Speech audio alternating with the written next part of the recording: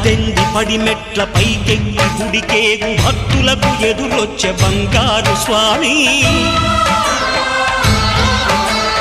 ఇరుముడులు స్పృశించి శుభమనుచు దీవించి జన బృందముల చేరే జగమేలు స్వామి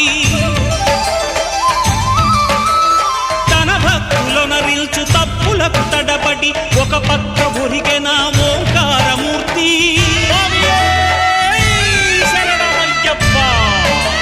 స్వాములందరూ తనకు సాయము కాగా ధీమంతుడై లేచె ఆ కన్య స్వామి పట్టబంధము వీడి భక్తతతికై